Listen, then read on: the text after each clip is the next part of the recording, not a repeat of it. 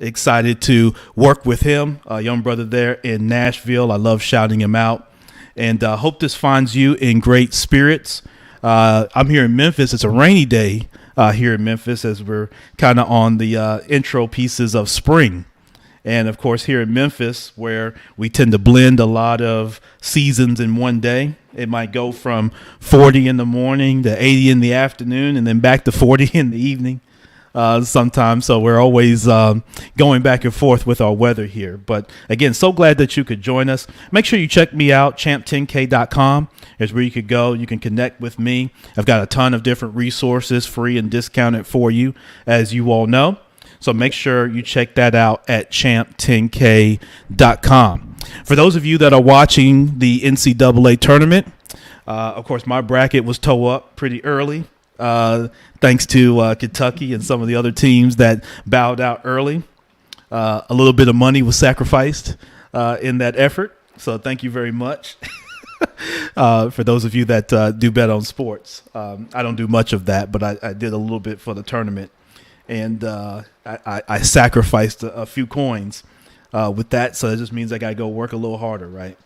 But yeah, so we're here today, episode number 288, and I'm extremely excited about our guest that's joining us today, and she's joining on short notice. Shout out to you! You all know Liv. If you remember from episode 100, her and I got a chance to cut up for the 100th episode. So y'all, some of y'all still reach out to me about Liv. So she's there. She's extremely active.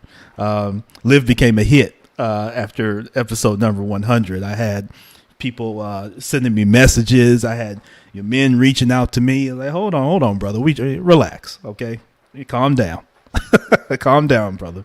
But again, I'm excited to have our guest today, Dr. Bridget Williams, joining us.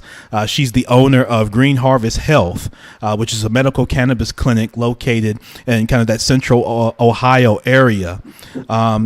Green Harvest Health is the only medical cannabis clinic in Ohio with life and wellness coaching incorporated into the practice.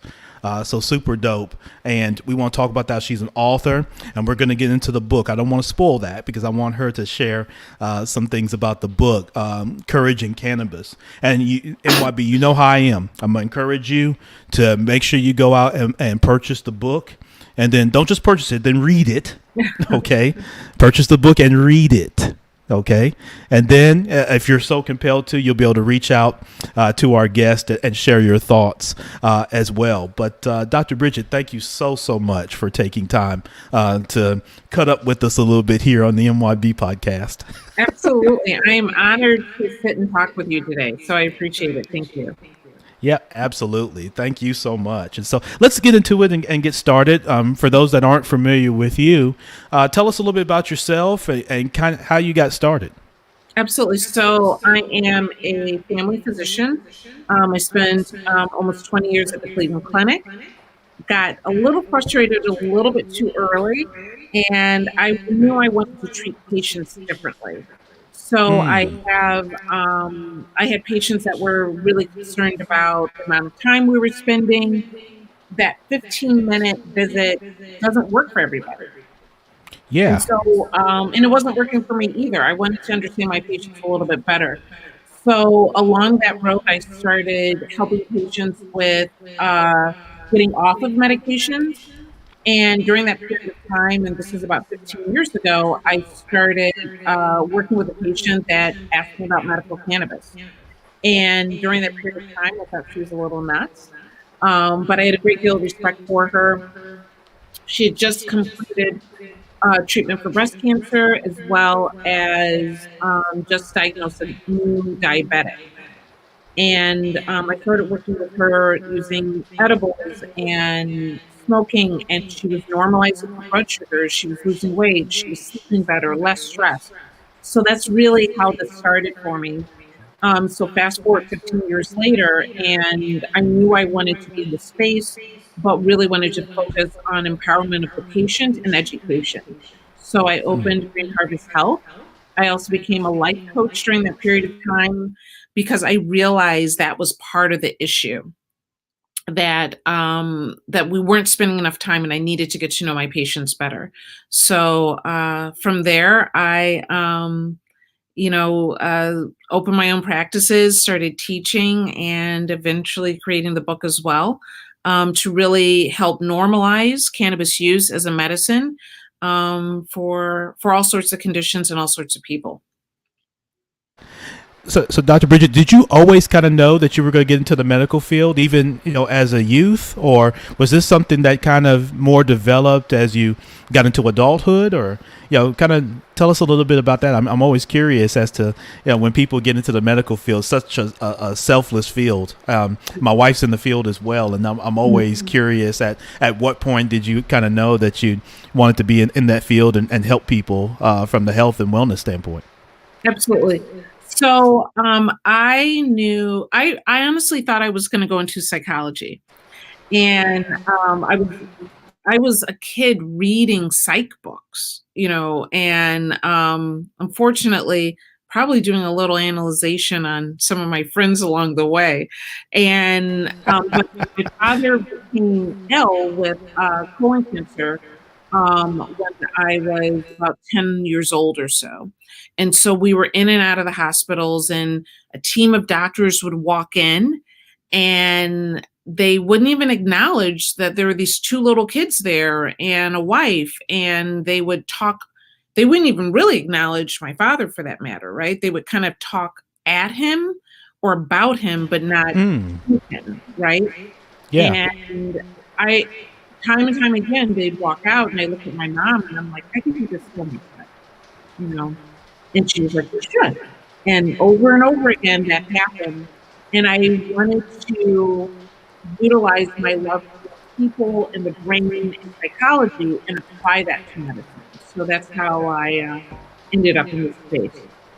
Wow. Yeah. And you talked about cannabis, and I definitely want to go there because for the longest time in this country, cannabis was vilified, right? And you fast forward as you get into really more the 2010s when you started to see a little bit of a lesson. You started having states, of course, approve the legalization of cannabis and that sort of thing. Can you kind of walk me through your thoughts on how cannabis was vilified in decades past, and how now it's been more embraced and people have come to gain a much better understanding and education, Dr. Bridget, around its use and the benefits that come from its usage? Mhm. So, money rules the world, right? And Of a lot course. about why cannabis became vilified. It was money, it was racism, it was Mm, control. yeah. And when alcohol prohibition was failing, to kind of keep the status quo, and there was this influx of new Americans, Mexicans from Mexico were coming in, and there was this issue with immigration, which sounds familiar, right?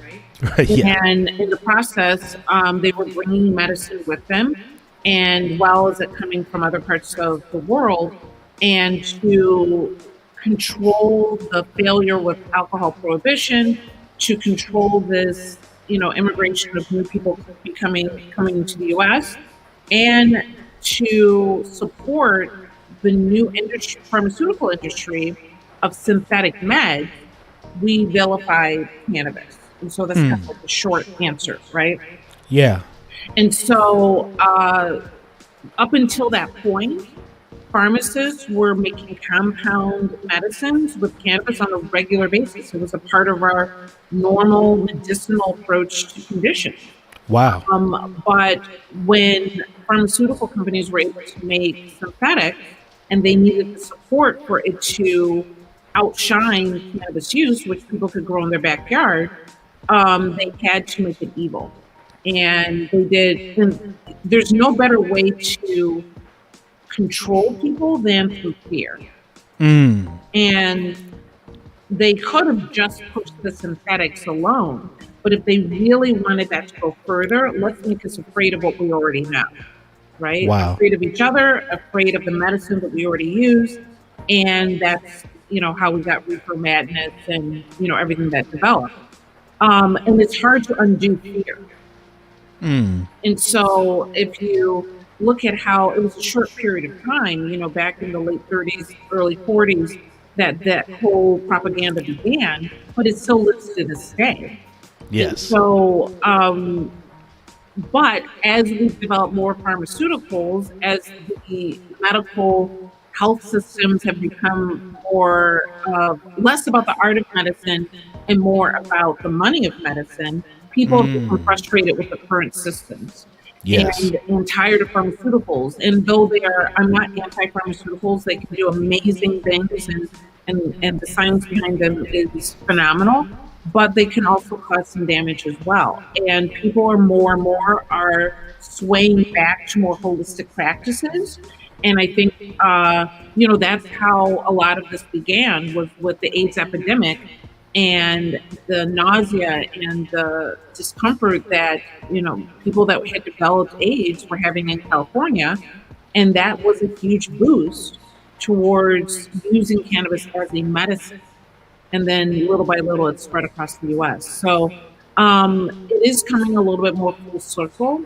It is going back to the original uses of the plant itself, because originally this was a medicinal plant.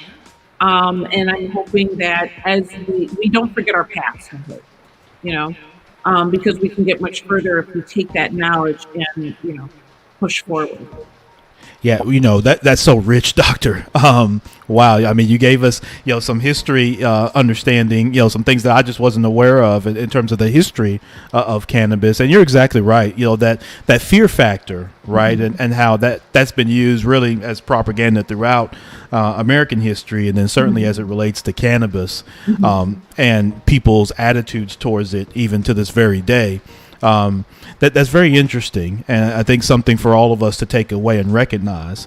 And so, how would you describe, just at a basic level, the benefits of cannabis, right? Because I always want to make sure, like in this discussion, that people really do understand, because there's so much. Again, we talked about propaganda. There's so much misinformation, right? From your thought and how you practice, what are some of those top line, benefits to cannabis use? Absolutely. So it really starts with the endocannabinoid system, right? So we have a system built in our bodies that oversees every single system in our bodies. Okay. We have receptors for the endocannabinoid system in every organ of our body, including our skin. And so the benefits of phytocannabinoids, which we're getting from cannabis, is that it helps regulate our endocannabinoid system. THC, which is the more euphoric cannabinoid, but also has medicinal value, is very similar to what we already produce in our bodies, right? CBD helps really regulate the system by improving the receptors, keeping our natural endocannabinoids functioning well. And so the real benefit behind cannabis is that it starts at the endocannabinoid system, and that it helps either up or down regulate certain signals to Yeah. help our bodies be in balance. That's really all it does. It puts our bodies back into balance. Wow. And so I could go through every little organ and every condition that it helps, but that's really the true answer is balance through our endocannabinoid system. Yeah, absolutely. No, thank you for that, Doctor. And so, just, if you think about this in its simplest terms, right? Myself, for example, since the statute of limitations have passed, for those of us that came up smoking cannabis or smoking weed and things like that, how do you compare that use to more of the medical use? And do the same benefits exist? I've heard that question asked before, but I've never really heard, I guess, maybe the correct answer. Is there any parallels or differences between kind of the more recreational use to the medical use? So back in the day, what you get is what you got, right? Right. You didn't say, oh, how many terpenes? Like, you didn't try to figure out what your cannabinoid levels were. What you got is what you got. And so I always think all use is medicinal, but as we've grown as a cannabis industry, we're able to produce strains and products that can be specified towards certain ailments, right? And Right. so to be able to, let's say, go into a dispensary and saying I have trouble sleeping, and then to be given something very specific for that, that's how it becomes medicinal. To have an understanding of terpenes, which are the essential oils of the cannabis plant, and choose flower that are high in certain terpenes rather than others, because that's going to help you better with your anxiety or your pain or inflammation. That's where it becomes medicinal. So we've gone from just getting what you get to really specifying and looking for the intricate parts of the cannabis plant and being able to extract that to be that much more helpful for you. Yeah. Excellent. Excellent. One of the best answers I've heard to that question. I've heard that question asked in different ways in the past. And I appreciate you sharing and clarifying that for us. CBD. You mentioned that earlier, and there's been the rise in CBDs. All of us have seen the rise in CBD, the number of CBD stores. I tell you, I was in DC a couple years ago, and one street I went on, there must have been 10 CBD stores up and down the street. I mean, it's grown huge. For those that look to get into that particular side of the industry, what do they need to know as a CBD store owner, and how they can educate their customers? So as opposed to just simply being a retailer, how can they level up their knowledge so that they can really educate their customers on those benefits that you mentioned, and how to kind of somewhat custom tailor them to their customers' kind of identified need? Do you see any kind of way that education level can build up for CBD business owners? Absolutely. So I think education is key. The one thing that I found disappointing is when I go to CBD stores and a little bit of a secret shopper, right? Right. And ask questions, and it is set up as more retail than a medicinal option, right? Yeah. So I highly, highly encourage her in the CBD space, be educated because your customer is expecting a lot, right? Yes. So, like I do videos which are easily accessible, called the Cannabis Hub, that can be very helpful for owners to obtain at a decent cost.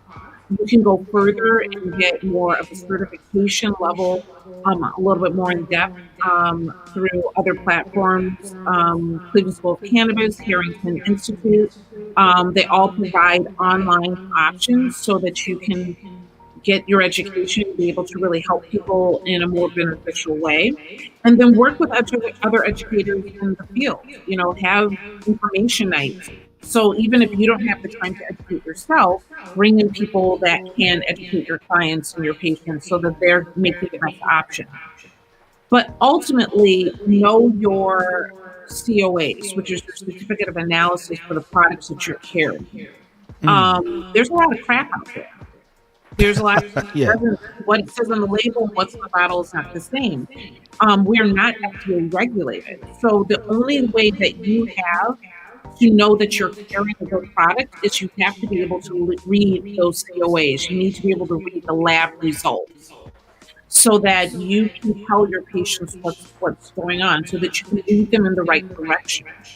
But I find quite often that people don't know a lot about cannabis or know a lot about CBD, and it's all about the taste and the flavor, and it feels good, and there's so much more to it than that. Yeah. Yep, absolutely. Dr. Bridget Williams is our guest today on episode 288 of the Minding Your Business podcast. To transition a little bit, Dr. Bridget, we were talking a little bit offline about banking and the cannabis industry, which is kind of near and dear to both of our hearts. For me, coming from the banking world and remembering kind of the advent of it, and I traveled to different and spoke at different banking conferences where it was often a subject amongst the bankers. So there was kind of this thought that the actual bankers wanted to be able to bank the industry, right? They see a growing industry. It's very cash intensive. There's usually not a ton of lending that really they thought came from it, but they definitely wanted to bank the deposits, right? It was kind of almost like an underground type of thing in their state, and they wanted to participate. However, their regulators, right, are much different, the banking regulators. And so that's what was very interesting, I guess, about that relationship. From your standpoint, being in the industry, what do you see the relationship between the cannabis industry and banking? And what are some ways in your mind that could improve such that the cannabis industry can participate and gain the same benefits that other industries and business get from having access to the financial system?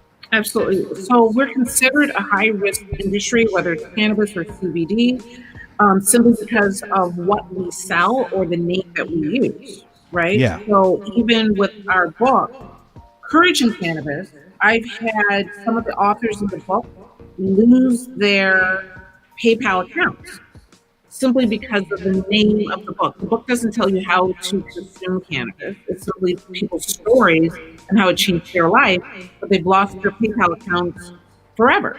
There's no Yeah. going back, right? Right. I've had customers that want to get into the industry and need a loan to be able to make that happen. And it's not an option. So here we have an industry that really cuts itself off from new entrepreneurs. It is really only benefits big corporation with already has great funding or people that can obtain investors on a high level, and that's not right. You know, if you we're talking about banking, and we talked with groups about the Safe Banking Act, so we can get beyond this. But to be quite honest, we're also talking about social equity here, right? Right. Exactly. And can you have an industry, and we're talking about the war on drugs. We're talking about people and groups of people, and particularly Black and Brown people that have suffered because of the war on drugs, and how now there is an industry that can bring them back from that, but It's a they're fact. not really allowed to get into the industry because they cannot. It's not seen as a viable option for them. That's wrong. Yeah. And people, everyone's excited about the green rush, but the green rush isn't there for everyone. And that needs to change because it definitely affected us more. So we should even benefit that much greater.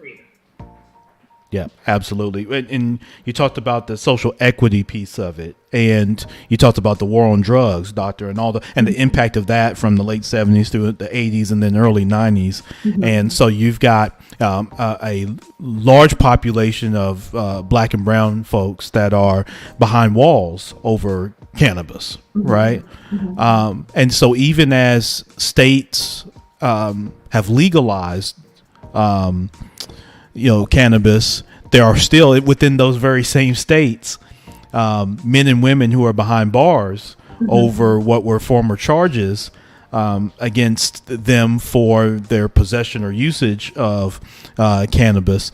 Where are we with that as in your thoughts as a country, and how do we fight for that? Because there's kind of those two lanes, right? There's the ability to get into the industry, which we were talking about, and the limitations on banking and the some of the federal regulations kind of being set up to grossly limit that on purpose.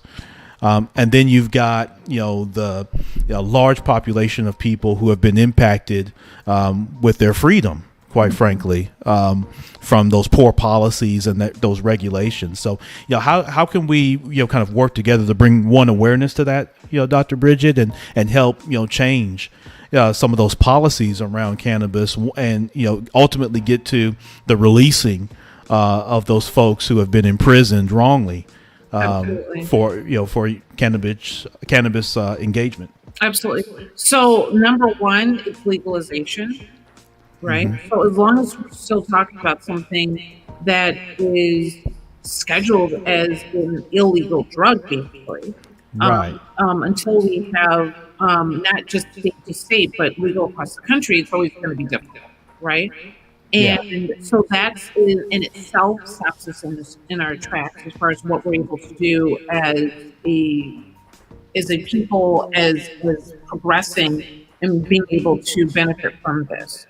And then when we are talking about social equity, um, a lot of people use the terminology and some of the states try to say that they have opportunities, but for instance, Ohio has none, period, right? And then there's Right. some states that your idea of social equity is that the state owns part of your business. They decide what happens and what doesn't happen, and now you're in business with the state. There's other ones that the benefits are so minimal that it doesn't really provide anything, and they're using the words and the names and saying we have a social equity program, but what they offer is not really anything that people can actually benefit from. So I think in some ways we need to come together as Black and Brown people to decide what we can do for ourselves in this area. But until we have true legalization, it's going to continue to be difficult.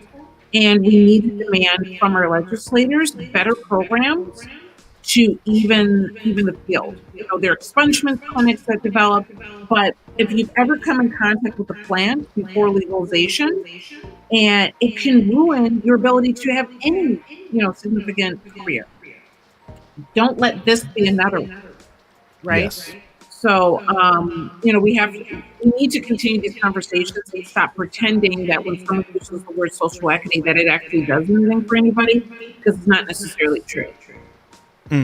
Yep, I couldn't agree more. Couldn't even said that any better. Dr. Bridget Williams joining us here again, episode 288 of the Minding Your Business podcast. Make sure you go to drbridgetwilliams.com where you can connect with Dr. Bridget and her team and just learn a little bit more about today's subject as we talk about the cannabis industry. We did get a question.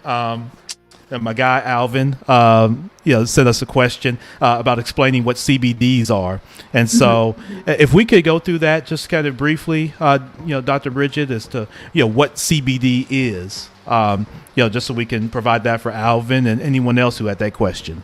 Absolutely. So, CBD is short for cannabidiol, and cannabidiol is one of the active molecules or compounds that you find in cannabis, but keep in mind it's also in other plants as well, right? So cannabinoids, which is like the grouping of these active compounds, are found in carrots and broccoli and other vegetables and other foods in itself, right? Other plants. Yeah. It's just in cannabis, it is that much more abundant. So that's where we choose to harvest it from. So I'm working with a guy right now that is extracting cannabinoids from orange peels, right? So you find this in not just cannabis. Phytocannabinoids are found in many plants. Okay. So cannabidiol itself, CBD, is what I really consider the workhorse of cannabis. It is what regulates our endocannabinoid system that we didn't even know about until the 1990s. It helps repair the receptors. It helps our endocannabinoids, what we're actually innately born with, that helps regulate every other system. It helps regulate that as well. And so CBD is a compound that it's not psychoactive, meaning it doesn't give a euphoric effect, okay? Though Right. active in the brain, but it doesn't cause euphoria or get you high or however you want to say it, right? Right. I want to make sure we're all talking the same language, right? Right. But it does the majority of the work that you find cannabis to do, right? It's more abundant in hemp than it is in cannabis plants per se, or marijuana plants, I should say. But it is really the workforce. It does the majority of the work to really keep our bodies in balance. Yep. Excellent. No, thank you so much. And thank you, Alvin Thomas, for that question. And everyone, keep them coming. If you've got questions and you happen to be on the live, shoot them over. And if we've got time and it makes sense, then I'll ask Dr. Bridget, our guest here today. Doctor, let's get into the book real quick. Sure. Courage in Cannabis. I love that one, that title, and I think it kind of embodies what we've talked about thus far. Courage in Cannabis, an anthology of inspiring stories written by heroes that you've curated, and I want to encourage everybody. The link is in the bio for those that are listening to the podcast. Make sure that you pick up a copy of the book. You can go into the link and purchase it. You can go to courageincannabis.com as well to do so. But Dr., talk about the inspiration behind the book and these great dynamic people that I'm seeing that you've brought together to add, just tremendous value in this. I look forward to the read. I've placed my order as well, so the MYB community knows before I ask them. I've already placed my order, so I don't ask them to do nothing I haven't done. That's not what we do here. We like to support that way. So again, I'm gonna tell y'all, order the book and then read it. Yes, don't just order it and then it's not an expensive, coaster. It is for you to get it and to read it. But you've got some great, really dynamic folks that are part of this. So again, what's the inspiration behind it, and what can we expect, from reading the book? Absolutely. So the inspiration really comes from when I got into the place where I started seeing medical cannabis patients, and I would hand over their card. And I had grown men get emotional, right? And I was like, so what is behind all this? And keep in mind, up until that first year, up until the moment that I handed them that card, if they had used cannabis, they've been using it illegally. So when I'm giving this card, it was freedom from shame and guilt. I had, dads say, I don't need to hide anymore or be embarrassed that my son knows that I use this because now it's dad's medicine. I had women that were afraid to get involved with their church because they thought that they couldn't be around other church members and they were going to possibly be kicked out of their church, right? Wow. So I was gathering these stories together, and I actually had the opportunity to publish them before. But my heart told me this isn't my story, right? So I sat on it, and a couple years down the road, I came across the concept of anthologies. And so I wanted people to not only write their own story, but I wanted them to benefit from it as well. So when you go to Courage in Cannabis, you can buy our book on Amazon, which is a #1 bestseller, international bestseller, best release in our category. But you can also buy it directly from some of the authors on there as well, which is, I want people to, if they've gone through these experiences, they should also benefit, much as like we were talking about with social equity, right? Don't make it and then not have the true benefits there. So we want them to benefit from writing their stories as well. But we have doctors and lawyers and patients and caregivers, people that were giving cannabis to their kids and had to confront their faith, people dealing with addiction. We have educators, entrepreneurs that left good jobs to take a leap into the cannabis industry, and journalists and activists as well. And so it's all filled with education about the industry and on so many different levels, and about cannabis on so many different levels. But it's also a book of inspiration about how people have took a leap into something that really required courage to get there. And, people have enjoyed the book on a lot of different levels. And so it's been, it's my passion project. Yeah, excellent.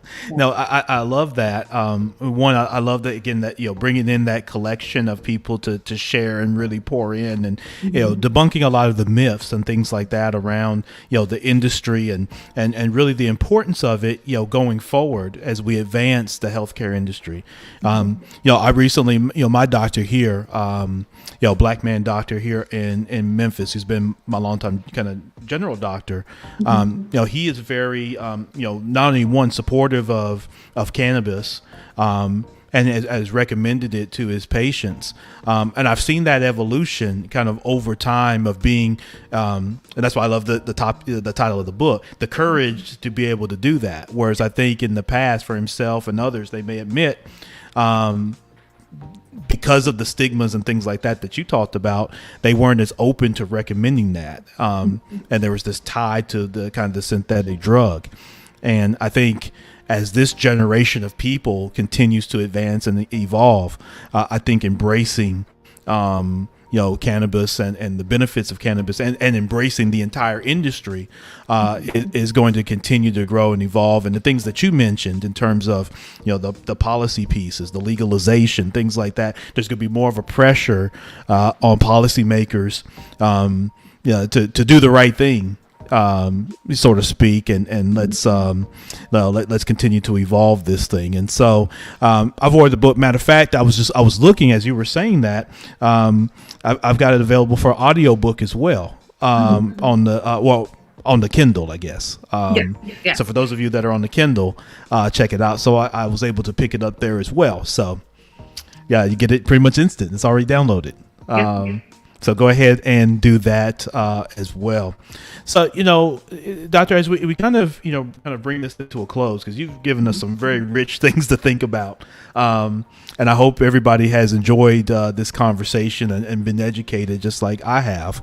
Where do you see things, as we're coming through the pandemic? One, what was kind of the impact of the pandemic on your business? I'm curious as to, what that was and kind of what you saw and, that sort of thing. And then where do you see kind of your business and the industry kind of in the more short term in these next,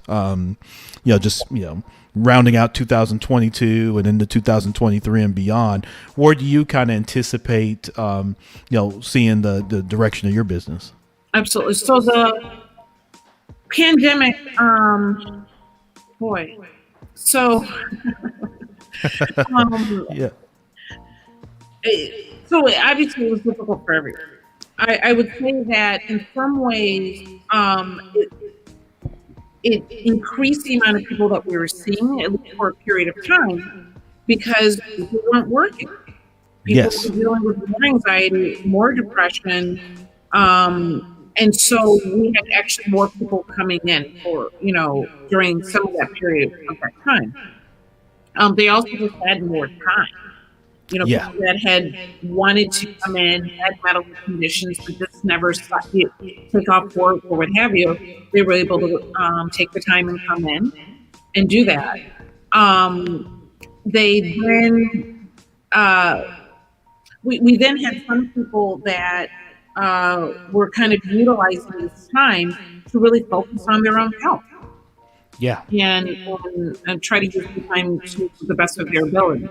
So we were considered essential. We continued to work during that period of time. And when the state of Ohio allowed us to do telemedicine. And so then that allowed people to stay at home and then also get the medical care that we provide as well. Because the one thing I would say, we're very different from card companies, which are, you get cards for cash and you're in, you're out. We provide treatment plans. We do the life coaching. We provide a medical option with education to empower patients and really treating them with empathy. A lot of this is very anxiety provoking to come in and get cards for their conditions because of all the propaganda that we talked about before. So Right. we really do offer something different. As far as where we see this going forward, we provide our own line of CBD products and help people get into the industry by being able to sell and create products as well.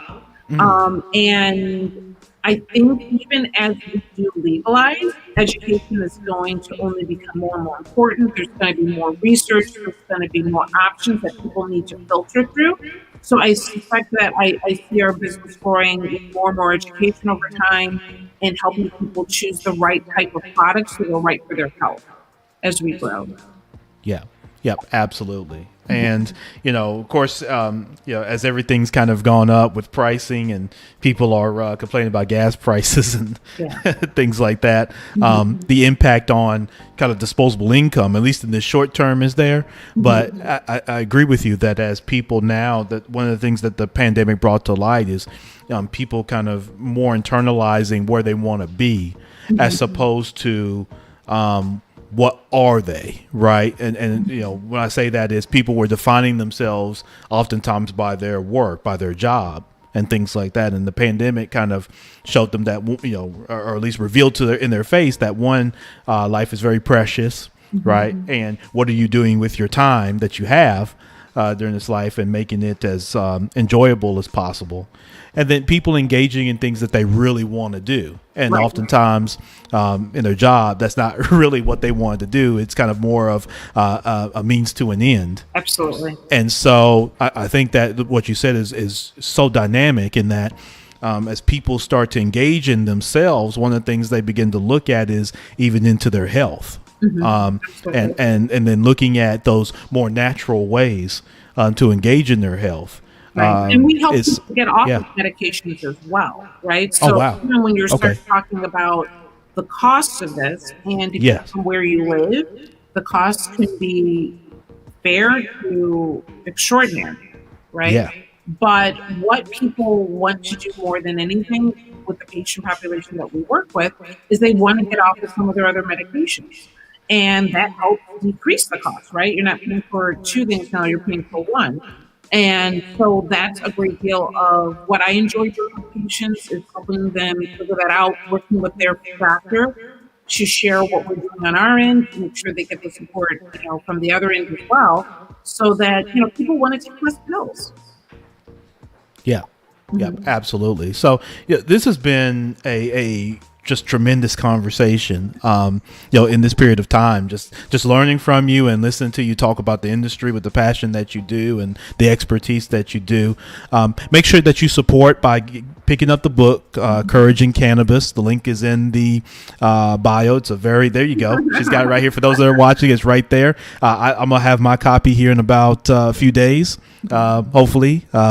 Hint, hint, Amazon. And so I'm looking forward to that. And again, this is a great way that we can become more educated as a community and support one another at the same time. Dr. Bridget, I always like to ask my guests, you know, just as a business owner, you know, that obviously can be a challenge to say the least. You know, what is the kind of impact of family for you? As you run your business and whatever form that family takes for you, you know, how important is that for you as you grow your business, particularly in an industry, again, that's got so many misconceptions and people kind of come with preconceived notions that we're breaking down today through this conversation. But, you know, talk about that and the impact of family and that family support as you grow your business. Absolutely. So, for my, you know, larger family, they all but fell out of their chairs when they learned what I was doing, which I enjoyed all of that. I enjoyed every moment of that. Right. But they've been incredibly supportive, and that, if anything, now we're coming together on a common subject and something that we can kind of discuss, and I can help and support them in a different way. I will say that for my daughters, who are 15 and 17, it was important that they understood what I was doing.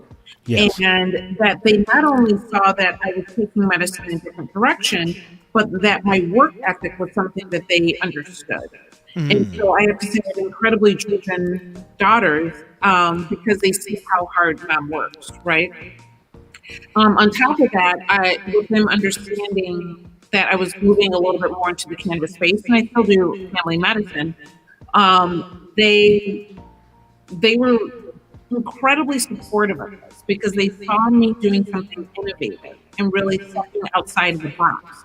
And I think that is something that they admired as well.